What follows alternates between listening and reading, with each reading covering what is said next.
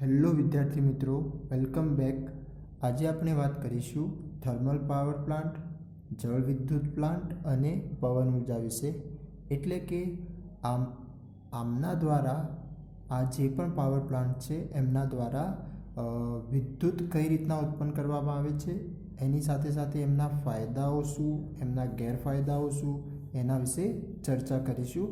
ઠીક છે, તો સૌપ્રથમ આપણે વાત કરીએ થર્મલ પાવર પ્લાન્ટ વિશે. તો થર્મલનો મતલબ થશે, સામાન્ય કરવો હોય તો શું થાય? ઉષ્મા. બરાબર, એટલે કે ઉષ્મા આપીને આપણે વિદ્યુત કઈ રીતના મેળવી શકીએ. ઓકે, તો એવા જે પાવર પ્લાન્ટ ચાલે છે એમને શું કહેવામાં આવે છે? Thermal power plant. ઓકે, તો અહીંયા એક આકૃતિ દ્વારા એ સમજીએ તો અહીંયા આપણે શું કરીશું, એક કુકર લીધેલું છે. બરાબર, એના અંદર પાણી ભરેલ છે. હવે એ પાણીને આપણે ગરમ કરવાનું, એટલે નીચેથી શું કરશું? એને ગરમ કરીશું, એટલે ઉષ્મા આપીશું. બરાબર, અને એ ઉષ્મા દ્વારા પાણી ગરમ થઈને એની વરાળ બનશે. અને એ વરાળને શું કરવાનું? તો આપણે ટર્બાઇનના પાંખિયા ઉપર એને ફેંકવાની છે. બરાબર, તો એ વરાળ જ્યારે આ ટર્બાઇનના પાંખિયા ઉપર અથડાય છે ત્યારે બળ લાગવાના કારણે શું ટર્બાઇનના પાંખિયા ફરે છે. બરાબર, તો હવે એ ટર્બાઇન સાથે જનરેટર જોડેલું હોય છે. બરાબર, તો જનરેટરના અંદર રહેલો ડાયનેમો, બરાબર, એક ડાયનેમો એટલે કે એના અંદર રહેલી એક રચના છે જેને શું કહેવામાં આવે? ડાયનેમો. તો ડાયનેમો ભમવાના કારણે, ફરવાના કારણે જનરેટરમાં શું ઉત્પન્ન થાય છે? જનરેટરમાંથી વિદ્યુત ઉર્જા ઉત્પન્ન થાય છે. એટલે કે આ બધામાં પણ જે પણ જળ વિદ્યુત પાવર પ્લાન્ટ છે તો એમાં પણ એક આ જ મુખ્ય સિદ્ધાંત હશે કે શું કરવામાં આવે? જે ટર્બાઇન, જનરેટર અને વિદ્યુત ઉર્જા, તો એ દરેકમાં આ તો જોવા મળવાનું જ છે. બરાબર, પરંતુ આ જે તમે ઉર્જાનો સ્ત્રોત આપો છો એ ઉર્જાના સ્ત્રોત શું થઈ જશે? ત્યાં આગળ અલગ અલગ થઈ જશે. કઈ રીતના? જેમ કે અહીંયા તમે ઉષ્મા આપીને ટર્બાઇનના પાંખિયા ફેરવ્યા. બરાબર, તો જળ વિદ્યુતમાં શું હશે? જળનો પ્રવાહ એના પર ફેંકવામાં આવે. બરાબર, એટલે કે પાણી એના પર છોડવામાં આવે ટર્બાઇનના પાંખિયા ઉપર, અને એનાથી શું પડે? ટર્બાઇન ફરશે અને જનરેટર એના દ્વારા જોડેલું હોય એટલે જનરેટરનો ડાયનેમો ફરે. બરાબર, અને એનાથી શું ઉત્પન્ન થશે? વિદ્યુત ઉર્જા. તો એ જ રીતના જે પવન ચક્કીઓમાં પણ પવન દ્વારા પાંખિયા ફરશે અને એ પાંખિયા દ્વારા ટર્બાઇનના અંદર ટર્બાઇન સાથે જોડેલું જનરેટરનો ડાયનેમો ફરે છે અને વિદ્યુત ઉર્જા મળે છે. એટલે કે મુખ્ય સિદ્ધાંત આનો, જે વિદ્યુત ઉત્પન્ન કરવા માટે શું કરશું? આપણે અલગ અલગ ઉર્જાના સ્ત્રોતો વાપરીશું અને એ ઉર્જાના સ્ત્રોતોનો ઉપયોગ ટર્બાઇન ઉપર કરીશું. બરાબર, એટલે કે ટર્બાઇનના પાંખિયા ફેરવવામાં, અને એ ટર્બાઇન દ્વારા શું ઉત્પન્ન એના દ્વારા શું ફરશે? તો એના સાથે જોડેલું જનરેટર છે તો એના અંદર રહેલો ડાયનેમો ફરે છે અને શું મળશે આપણને? વિદ્યુત ઉર્જા મળે છે. તો હવે આ જે ઉર્જાના સ્ત્રોતો રહ્યા એ અલગ અલગ છે. જે થર્મલ પાવર પ્લાન્ટમાં ઉષ્મા આપીને એનું વરાળમાં રૂપાંતરણ કરવામાં આવે છે પાણીનું, અને એ પાણી એ જે વરાળ બની, સ્ટીમ બની, એને પાંખિયા ઉપર ફેંકવામાં આવે છે. ઓકે, તો જે થર્મલ પાવર પ્લાન્ટની જે રચના હોય છે એમાં બોઇલર આવેલું હોય. બોઇલર એટલે જે પાણી ગરમ કરવાનું જે સાધન હોય, યંત્ર હોય, જે રચના બનાવેલી છે એને શું કહેવામાં આવશે? બોઇલર. એટલે કે એ શું કરશે? પાણીને ગરમ કરીને વરાળમાં રૂપાંતરણ કરશે. બરાબર, તો હવે એ જે વરાળ જે બનશે એ માન લો કે આપણે અહીંયા ટર્બાઇન ગોઠવેલું છે. બરાબર, અહીંયા ટર્બાઇનના પાંખિયા હશે, તો એ ટર્બાઇનના પાંખિયા ફરશે. બરાબર, અને એ ટર્બાઇનના પાંખિયા સાથે શું જોડાયેલું હશે? જનરેટર. શું જોડેલું છે? જનરેટર જોડેલું હશે, અને એ જનરેટર દ્વારા શું ઉત્પન્ન થશે? વિદ્યુત ઉર્જા. તો કંઈક આ જે થર્મલ પાવર પ્લાન્ટમાં આ શું છે? બોઇલર. બરાબર, એટલે કે પાણી ગરમ કરીને જે વરાળ સ્વરૂપે ફેંકે છે એને, અને આને જે ગરમ કરવા માટે, પાણીને ગરમ કરવા માટે જે ઉપયોગમાં લેવામાં આવશે, શું લેવામાં આવશે? તો કોલસા. બરાબર, અથવા તો પેટ્રોલિયમ પણ. ઓકે, મોટાભાગે શું હોય છે? કોલસાનો ઉપયોગ કરાતો હોય છે આ થર્મલ પાવર પ્લાન્ટમાં. બરાબર, તો આ થઈ ગઈ એક થર્મલ પાવર પ્લાન્ટમાં જે વિદ્યુત ઉર્જા, વિદ્યુત કઈ રીતના ઉત્પન્ન કરવામાં આવે છે. તો એ એક શું થઈ ગયું? આ ઉષ્મા આપીને પાણીને ગરમ કરવામાં આવે, ગરમ કરતાં એ વરાળમાં રૂપાંતરણ પામે છે. વરાળ એ ટર્બાઇનના પાંખિયા ઉપર ફેંકવામાં આવે, બરાબર. અને એ ટર્બાઇન જ્યારે ફરશે તો એના સાથે જોડેલું જનરેટરની રચના પણ ફરે છે, એટલે કે એના અંદર રહેલો ડાયનેમો, બરાબર. અને એ ડાયનેમા દ્વારા વિદ્યુત ઉર્જા પ્રાપ્ત થાય છે. હવે આ ટર્બાઇન એ શું છે? તો જેમ કે તમે નાનપણમાં રિમોટ કંટ્રોલવાળી ગાડીયા રમી હશે, બરાબર. તો હવે એ જ્યારે બગડી જાય તો શાયદ જો તમે એને ખોલીને જો ટ્રાય જોયું હોય તો એના અંદર નાની મોટર આવે, બરાબર. તો કંઈક એ મોટર જેવી મોટર જ, એટલે કે મોટરની જે મોટી રચના હોય મોટા પ્રમાણ બનાવેલી, તો એને શું કહેવામાં આવે છે? અહીંયા ટર્બાઇન. હવે તમે આવો પ્રયત્ન ઘરે પણ કરી શકો. જેમ કે એ મોટર જ છે તો એ મોટરના 2 છેડા હોય ત્યાં આગળ તમે LED લગાવો, બરાબર. અને એના આગળના ભાગે જેટલું બને એટલું વધારથી ઝડપથી ફેરવશો તો તમને LED ચાલુ થતી જોવા મળશે. એટલે કે એ મોટર શું કરે છે? તો આપણે જે હાથથી ફેરવ્યું તો એને એક યાંત્રિક ઉર્જા આપણે એના દ્વારા શું ઉત્પન્ન થાય છે? યાંત્રિક ઉર્જા. તો યાંત્રિક ઉર્જામાંથી એ શામાં ફેરવી આપે છે? વિદ્યુત ઉર્જામાં, બરાબર. એટલે કે આ જનરેટરનું જે કાર્ય છે, જે સિદ્ધાંત છે, એ શું કરે છે? યાંત્રિક ઉર્જામાંથી વિદ્યુત ઉર્જામાં ફેરવવાનું કાર્ય હોય છે, એટલે એનો સિદ્ધાંત થઈ જશે, બરાબર.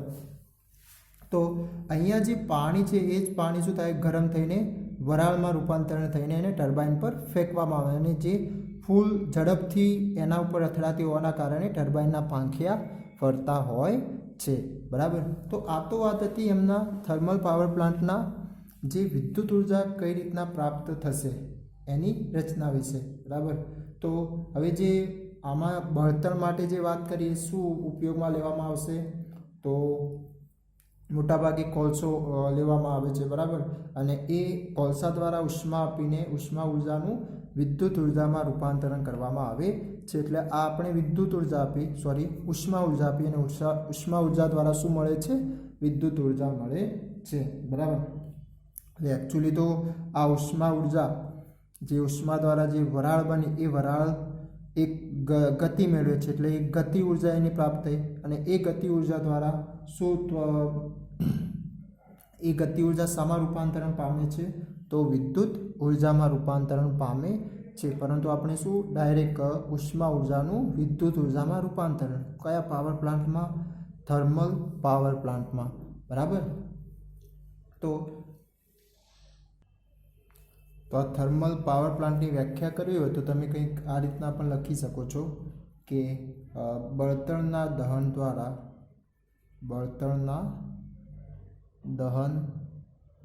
દ્વારા ઉષ્મા ઉર્જાનું વિદ્યુત ઉર્જામાં રૂપાંતર કરતા પ્લાન્ટને થર્મલ પાવર પ્લાન્ટ કહે છે, બરાબર. તો આ એક એની વ્યાખ્યા પણ થઈ જશે, બરાબર. અને એની સાથે આવા જે પાવર પ્લાન્ટ હોય છે એમને જેમ કે કોલસાની ખાણો હોય, એટલે કે જ્યાંથી કોલસો અને તેલ, પેટ્રોલિયમ મળતું હોય એમના નજદીક મોટાભાગે બનાવવામાં આવતા હોય છે. કેમ? કારણ કે કોલસા અને પેટ્રોલિયમ એ જથ્થો હશે તો જ એ શું થશે? રેગ્યુલર, નિયમિતપણે એ વિદ્યુતનું ઉત્પાદન કરી શકશે, અને એમનો જે પરિવહનનો ખર્ચ છે એ પણ શું થઈ જશે? ઓછો આવશે. કારણ કે પછી વધારે એમનો અંતર કાપવું પડશે નહીં. ઓકે. એની સાથે સાથે આ જે પાવર પ્લાન્ટમાં જે અશ્મિભૂત બળતણનો ઉપયોગ થાય છે, એના દ્વારા જે અશ્મિભૂત બળતણ અથવા તો જે કોલસો છે, બરાબર. એટલે કોલસો પણ એક શું થઈ ગયો? અશ્મિભૂત બળતણ. અશ્મિભૂત બળતણની વાત કરીએ તો કોલસો, પેટ્રોલિયમ, કુદરતી વાયુ, ઓકે, એટલે કે જે CNGની વાત કરીએ છીએ એ, બરાબર. તો હવે એ જે છે ઉર્જાના સ્ત્રોતો એ કેવા છે? પુનઃ અપ્રાપ્ય છે. એ થોડા વર્ષોમાં અથવા તો આવનારા સમયમાં શું થઈ જવાના છે? ખૂટી જવાના છે, બરાબર. અને એની સાથે સાથે એ આ જે થર્મલ પાવર પ્લાન્ટમાં હવાનું પણ પ્રદૂષણ થાય છે, બરાબર. એટલે કે હવામાં પ્રદૂષકો પણ એ ઉત્પન્ન કરતું હોય છે, કારણ કે આ જે કોલસો જે સળગાવવામાં આવે અથવા તો પેટ્રોલિયમ જે સળગાવવામાં આવતું હોય, દહન કરવામાં આવતું હોય, તો એના દ્વારા અમુક પ્રકારના હવાના પ્રદૂષકો ઉત્પન્ન થતા હોય છે. ઓકે, તો આ વાત હતી થર્મલ પાવર પ્લાન્ટની. તો એના ગેરફાયદા કહીએ તો એક તો જે બળતણ તરીકે આપણે કોલસો વાપરીએ છીએ, બરાબર, પછી એટલે કે અશ્મિભૂત બળતણ વાપરીએ છીએ, એક તો એ પુનઃપ્રાપ્ય છે, બરાબર, એની સાથે એ હવાનું પ્રદૂષણ પણ કરે છે. ઓકે, એની સાથે જે ઉષ્મીય એટલે કે આ પાણીને આપણે ગરમ કરીએ છીએ તો એ ઉષ્મીય પ્રદૂષણ પણ પ્રેરે છે. ઓકે, તો આ એના ગેરફાયદા થઈ જશે, બરાબર. હવે વાત કરીએ આપણે જળ વિદ્યુત પ્લાન્ટ વિશે. તો જળ વિદ્યુત પ્લાન્ટમાં પણ સેમ ટુ સેમ, પરંતુ ફક્ત ફેરફાર કેટલો હશે એમના પ્રોસેસમાં, એમની પ્રક્રિયામાં. તો જે અહીંયા ઉષ્મા આપીને વિદ્યુત પ્રાપ્ત કરવામાં આવે છે, તો અહીંયા ઉર્જાનો સ્ત્રોત શું હતો? ઉષ્મા હતો, બરાબર. તો હવે ઉષ્માની જગ્યાએ શું થઈ જશે? જળ ઉર્જા. તો જળ ઉર્જા એટલે કે પાણીને ટર્બાઇનના પાંખિયા ઉપર ફેંકવામાં આવે છે અને એ ટર્બાઇન પછી જનરેટરને ફેરવશે અને જનરેટરમાંથી વિદ્યુત ઉર્જા પ્રાપ્ત થાય છે. ઓકે, એટલે કે આ જળ વિદ્યુત પાવર પ્લાન્ટ ક્યાં આગળ જોવા મળશે તમને? તો જે ડેમ હશે, મોટા મોટા ડેમ હોય, બરાબર, જેમ કે આપણે નર્મદા પર પણ આ રીતના જળ વિદ્યુત પાવર પ્લાન્ટ છે. ઓકે, તો ત્યાં આગળ જે પાણીને સ્ટોર કરવામાં આવે છે, સંગ્રહવામાં આવે છે, માટે પાણીના અંદર કઈ ઉર્જા રહેલી હશે? એ વખતે જ્યારે સ્થિર સ્થિતિમાં હોય ત્યારે સ્થિતિ ઉર્જા રહેલી હોય. ઓકે, તો હવે એ સ્થિતિ ઉર્જામાં પાણીની જે સ્થિતિ ઉર્જા છે એને પછી ટર્બાઇનના પાંખિયા પર ફેંકતા એ પાણીની સ્થિતિ ઉર્જા શામાં રૂપાંતરણ પામે છે? તો ગતિ ઉર્જામાં, બરાબર. તો જ્યારે સંગ્રહેલું પાણી હોય, સંગ્રહેલું પાણી, તો એના અંદર કઈ ઉર્જા હોય છે? સ્થિતિ ઉર્જા હોય છે, બરાબર. અને જ્યારે એને ટર્બાઇન પર ફેંકવામાં આવે છે ત્યારે એ કઈ ઉર્જા પ્રાપ્ત કરે છે? ગતિ ઉર્જા પ્રાપ્ત કરે છે, બરાબર. તો ગતિ ઉર્જા મળતા ટર્બાઇનના પાંખિયા ફરશે અને એ ટર્બાઇનના પાંખિયા પછી જનરેટરને ફેરવે છે. એટલે જનરેટર શું કરે છે? યાંત્રિક ઉર્જામાંથી વિદ્યુત ઉર્જામાં રૂપાંતરણ કરી આપે છે. એટલે આ કોના દ્વારા થશે? જનરેટર દ્વારા, બરાબર. તો સેમ પાછળ પછીની પ્રક્રિયા તો આ બધામાં જ લાગુ પડે છે કે ભાઈ ટર્બાઇન જનરેટરમાંથી વિદ્યુત ઉર્જા પ્રાપ્ત થશે. પરંતુ અહીંયા જે આપણે શું લઈ રહ્યા છીએ? ઉર્જાના સ્ત્રોતો વિવિધ લઈ રહ્યા છીએ. તો અહીંયા કયો ઉર્જા? તો જળ ઉર્જાનો ઉપયોગ કર્યો આપણે. કોનો ઉપયોગ કર્યો? જળ ઉર્જાનો. અને એ જળ ઉર્જામાંથી શું ઉત્પન્ન કર્યું? આપણે વિદ્યુત ઉર્જા ઉત્પન્ન કરી, બરાબર. તો આમના ફાયદાની વાત કરીએ આપણે કે ભાઈ ફાયદા કયા આમના? તો ફાયદામાં થશે પહેલું, એક તો બિન પ્રદૂષક છે, બિન પ્રદૂષક સ્ત્રોત છે, બરાબર, જેમના દ્વારા કોઈ પણ પ્રકારનું પ્રદૂષણ હવામાં ફેલાશે નહીં. ઓકે, એની સાથે સાથે બીજું કે આ પુનઃપ્રાપ્ય સ્ત્રોત છે. પુનઃપ્રાપ્ય, કારણ કે જળ મળતું રહેશે વરસાદના કારણે, બરાબર. તો પુનઃપ્રાપ્ય સ્ત્રોત થઈ જશે, બરાબર. તો આ એના બે મહત્ત્વના મુદ્દા થઈ ગયા કે ફાયદા કયા? તો એક તો પ્રદૂષણ કરતું નથી અને એક પુનઃપ્રાપ્ય છે, જે વરસાદના કારણે દર વખતે જળાશયમાં પાણી આવતું રહેશે, બરાબર. હવે વાત કરીએ ગેરફાયદા. તો ગેરફાયદા કયા? તો હવે આ જે બંધ બનાવવાનું કામ, એટલે કે મોટા મોટા બંધ બનાવવાનું કામ કેવું હોય? ખૂબ જ ખર્ચાળ હોય છે, બરાબર, ખૂબ ખર્ચાળ છે, બરાબર. એની સાથે આ તમે કોઈ ચોક્કસ વિસ્તારોમાં જ નિર્માણ કરી શકો. કોઈ એવું નથી કે બધી જગ્યાએ આપણે નિર્માણ કરી શકીએ. એટલે કે ખાસ કરીને પર્વતીય વિસ્તાર, જ્યાં આગળ આ પાણીને રોકવા માટે સપોર્ટ મળી રહે, બરાબર. તો આવા જે મોટા મોટા ડેમ હશે એ ખાસ કરીને પર્વતીય વિસ્તારો પર વચ્ચે બનાવવામાં આવતા હોય છે. ઓકે, બીજું કે આ બંધના નિર્માણ દ્વારા એમ તો આ જે બંધ બનાવેલો હોય તો એ બંધ તો પછી કૃષિ એટલે કે ખેતી માટે પાણી પણ આપે છે, બરાબર. એના ફાયદા વિશે વાત કરીએ તો ખેતીલાયક પાણી પણ મળી રહે છે નહેરો દ્વારા. એની સાથે સાથે બીજું કે પીવાલાયક પાણી પણ મળી રહે, બરાબર. તો એ પેલા જળ એટલે કે ડેમ દ્વારા જે આપણને ફાયદા મળે એના અંદર આવી જશે. ઓકે, એની સાથે અહીંયા ગેરફાયદામાં ખૂબ ખર્ચાળ છે. એની સાથે જે ખેતીલાયક જે કૃષિની હવે આ જે ડેમ બનાવ્યો એ વખતે પાણીનો સંગ્રહ વધુ થશે, બરાબર. તો એના કારણે અમુક જમીન શું થશે, પાણીમાં ઘેરાઈ જશે અથવા તો પાણી જમા એના ઉપર ફરી વળશે, બરાબર. જેના કારણે જે ખેતીલાયક જમીન હશે, જે માનવ વસવાટ કરતી જમીન હશે, એમને પછી શું કરવું પડશે, ત્યાંથી દૂર જવું પડશે, એટલે કે વિસ્થાપન કરવું પડશે, બીજી જગ્યાએ જવું પડશે.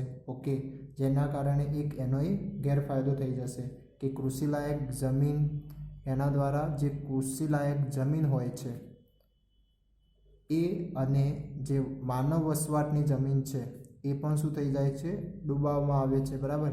એની સાથે સાથે જે બંધ બનાવવામાં આવ્યો તો અમુક કિલોમીટર સુધીના લોકોને શું કરવામાં આવે, બહાર એટલે કે પુનઃ વસવાટ માટે બીજી જગ્યાએ મોકલવામાં આવતા હોય છે.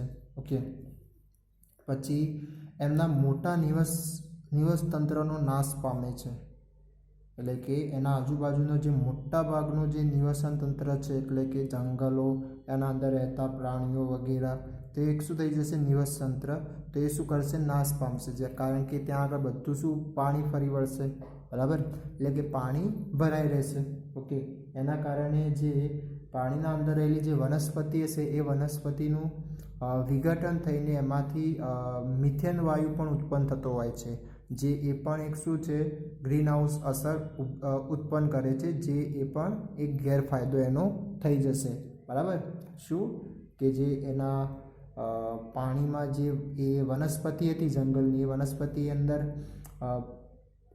અંદર પાણીમાં જશે તો શું થશે, એના અંદર જે વિઘટન પ્રક્રિયા થાય છે, તો વિઘટન દ્વારા મિથેન વાયુ ત્યાંથી ઉત્પન્ન થાય છે, અને એ મિથેન વાયુ પછી શું કરે છે, વાતાવરણને નુકસાન કરે છે.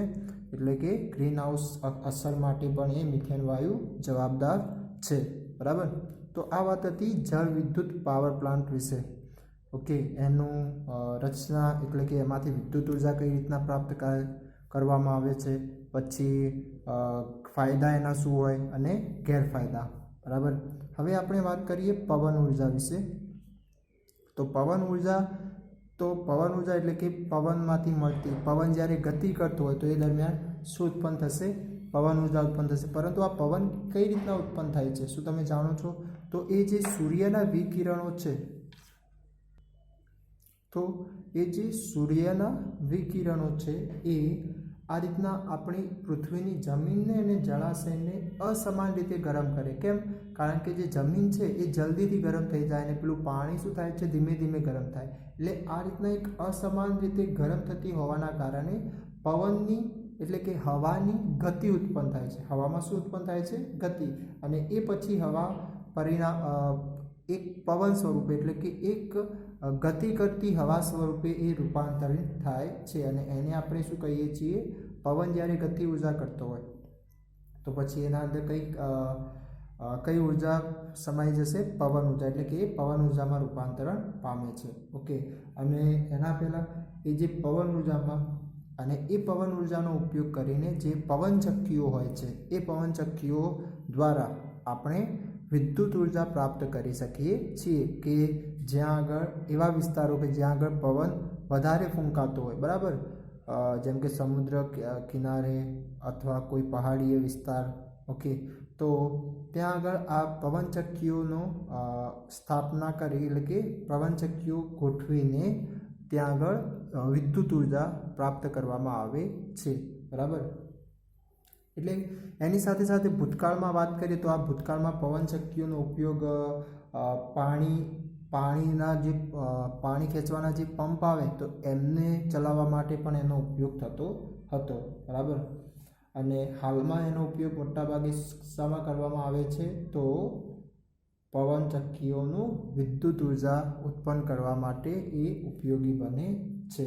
ઓકે, હવે જે આ પવનચક્કીઓ છે એ એમના એક તો મોટા વિદ્યુત પંખાઓ આવેલા હોય છે, જેનું બંધારણ ધરાવતી રચના આપણને પવનચક્કીમાં જોવા મળશે. અને એમને શું કરવામાં આવે? એક મુખ્ય આધાર પર ગોઠવવામાં આવતું હોય છે, બરાબર. અને એ પવનચક્કીના પાંખિયા ભરવાના કારણે વિદ્યુતનું જે જનરેટર છે એ જનરેટર ફરશે. ઓકે, એટલે કે ટર્બાઇન દ્વારા જનરેટર ફરે છે. શું? તો જે પવનચક્કી છે એ પવનચક્કી કોના સાથે જોડાયેલી હોય? એટલે એ ટર્બાઇન સાથે જોડાયેલી હોય છે. બરાબર, ટર્બાઇન સાથે જનરેટર જોડાયેલું હોય છે અને એ જનરેટર દ્વારા વિદ્યુત ઉર્જા પ્રાપ્ત થાય છે. શું? વિદ્યુત ઉર્જા. બરાબર, અને આ પવનચક્કી જે ફરે છે કોના કારણે? પવન ઉર્જાના કારણે. તો આ પવન ઉર્જા એક ઉર્જાનો સ્ત્રોત થઈ ગયો. બરાબર, તો એ ઉર્જાના સ્ત્રોતો આપણે વિવિધ ઉર્જાના સ્ત્રોતોનો ઉપયોગ કરીને શું કરીએ છીએ? વિદ્યુત ઉર્જા પ્રાપ્ત કરીએ છીએ. બરાબર, તો અહીંયા પણ પવન ઉર્જા દ્વારા આપણે જોયું. ઠીક છે. હવે આ જે પવનચક્કીઓ દ્વારા એટલે કે એક પવનચક્કી દ્વારા જે આપણને વિદ્યુત ઉર્જા જે મળતી હોય છે એ કેવી ખૂબ જ ઓછી હોય છે. બરાબર, તો વ્યવસાયિક ધોરણે આપણે એનો ઉપયોગ કરી શકતા નથી. તેથી એને ખૂબ જ એના કારણે ઘણી બધી પવનચક્કીઓ આપણે ગોઠવવી પડે. ઓકે, અને એના કારણે એ મોટો વિસ્તાર પણ શું કરે છે? રોકે છે. બરાબર, અને આવા જે મોટા વિસ્તારમાં પવનચક્કીઓ સ્થાપિત કરવામાં આવે, ગોઠવવામાં આવે તો એ જે વિસ્તાર હશે એને શું કહેવામાં આવે? પવન ઉર્જા ફાર્મ. શું કહેવામાં આવશે? એને પવન ઉર્જા ફાર્મ તરીકે ઓળખવામાં આવે છે. બરાબર, અને આ રીતના એકથી વધારે પવનચક્કીઓ ગોઠવીને તમે મોટા ધોરણે વ્યાવસાયિક ધોરણે વિદ્યુત મેળવી શકો છો. ઓકે, તો એમાંથી જે સૌથી યાની કે પવનનો દેશ એટલે કે જ્યાં વધારે પડતો પવન ફૂંકાતો હોય તેવો દેશ તરીકે ઓળખવામાં આવતો દેશ હોય તો ડેનમાર્ક છે. કોણ? ડેનમાર્ક. નામ યાદ રાખજો કે ભાઈ ડેનમાર્કને શું કહેવામાં આવે છે? તો પવનોનો દેશ તરીકે ઓળખવામાં આવે છે.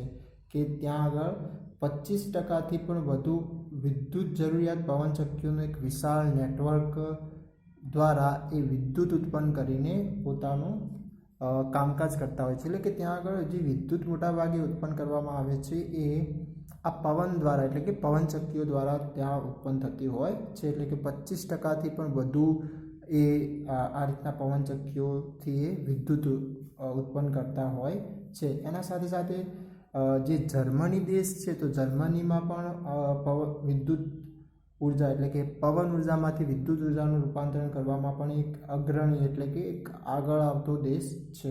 બરાબર, એની સાથે ભારતની વાત કરીએ તો ભારતનું સ્થાન 5મા ક્રમે છે. ઓકે, અને એમાંથી પણ તમિલનાડુના કન્યાકુમારીની નજીક તમિલનાડુમાં ભારતમાં ક્યાં? તો તમિલનાડુમાં કન્યાકુમારીની નજીક ભારતનું સૌથી વિશાળ પવન ઉર્જાનું સ્થાન આવેલું છે. પવન ઉર્જા ફાર્મ સ્થાપિત કરેલું છે જેના દ્વારા 380 મેગાવોટ શું 380 મેગાવોટ જેટલો પાવર ત્યાંથી ઉત્પન્ન કરવામાં આવે છે. આ મેગાવોટ અને શું વંચાશે? મેગાવોટ. વોટ એ પાવરનો એકમ છે. બરાબર, તમે આ 9માં ભણી ચૂક્યા છો. અને આ મેગાવોટ એટલે કે 1 મેગાવોટ બરાબર થાય 10⁶ વોટ થશે. 1 મેગાવોટ બરાબર કેટલા થાય? 10⁶. જેમ કે કિલોવોટ 1 કિલોવોટ બરાબર કેટલા થાય? તો 10⁻³ વોટ. બરાબર, તો આ મેગાવોટ. તો 380 મેગાવોટ એ ત્યાંથી ઉત્પન્ન કરવામાં આવે છે વીજળી એ પવનચક્કીઓ દ્વારા. બરાબર, તો આ વાત હતી પવનચક્કીની કે ભાઈ એના અંદર કઈ રીતની રચના એટલે કે પ્રક્રિયા થતી હોય છે અને કેટલાક મહત્ત્વની માહિતી હતી. હવે વાત કરીએ એમના ફાયદા વિશે. તો ફાયદો તો એક તો પવન ઉર્જા એ પર્યાવરણને અનુકૂળ ઉર્જાનો સ્ત્રોત છે. એટલે કે એ આપણને પર્યાવરણને નુકસાન પહોંચાડતું નથી. બરાબર, તો એના ફાયદા વિશે વાત કરીએ તો એક પર્યાવરણને અનુકૂળ ઉર્જાનો સ્ત્રોત છે. અનુકૂળ છે. બરાબર, બીજું એક પુનઃ પ્રાપ્ય છે. શું? પુનઃ પ્રાપ્ય છે, બરાબર. અને આ વિદ્યુત ઉર્જાનું ઉત્પાદન માટે વારંવાર ખર્ચ કરવાની જરૂર પડતી નથી. એટલે કે જે આપણે પવનચક્કીઓ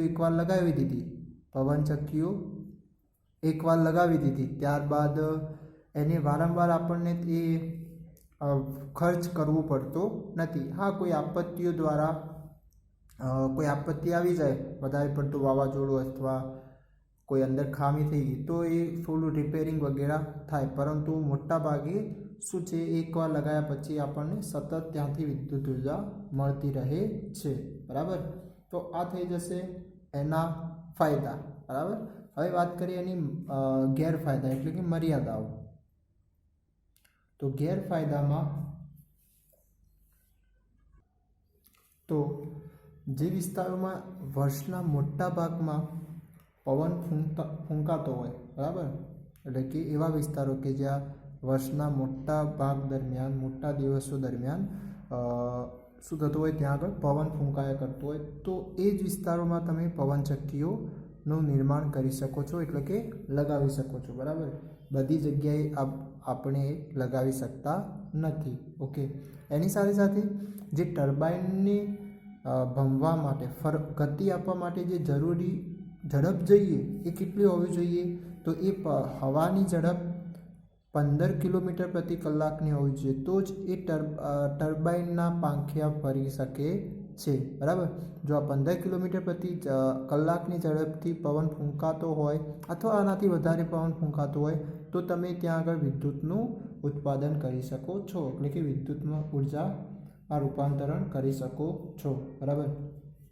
એની સાથે આ જે પવનચક્કીઓ એટલે કે તમારે 1 મેગાવોટ વિદ્યુત ઉત્પન્ન કરવી હોય તો એના માટે જે જમીનનું રોકાણ છે એ કેટલું કરવું જોઈએ, એટલે કે 2 હેક્ટર જેટલી જમીન, શું 2 હેક્ટર જેટલી જમીન એ રોકતું હોય છે, એટલે કે આ જમીનનું રોકાણ પણ આના દ્વારા ખૂબ જ વધારે પડતું થતું હોય છે, એટલે કે ખૂબ વિશાળ જમીન એના દ્વારા રોકાતી હોય છે, બરાબર.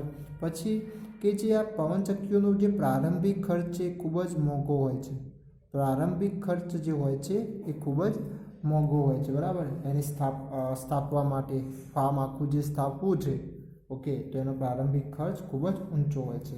એની સાથે કેટલીક જે કુદરતી અનિયમિતતાઓ છે, જેવી કે વરસાદ, સૂર્યપ્રકાશ, પછી જે વાવાઝોડા આવે છે, તો એ દરમિયાન આ ટાવર, જે પવનચક્કીનું જે મોટું ટાવર ઊંચું ઊભું કર્યું હોય છે, બરાબર, એના સાથે પાંખિયા જે લગાવ્યા છે, તો એક સારી ઉચ્ચ કક્ષાના એટલે કે સારું મટીરિયલથી એ બનાવેલા હોવા જોઈએ, જેના કારણે આ એક ખુલ્લામાં ટકી શકે આવી પરિસ્થિતિઓમાં, બરાબર.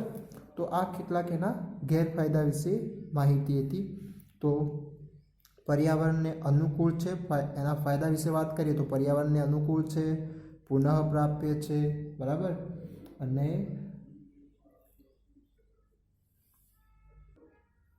એટલે કે એકવાર એને સ્થાપ્યા પછી, પવનચક્કીઓ સ્થાપ્યા પછી એને વારંવાર ખર્ચ કરવાની જરૂર પડતી નથી. ઓકે.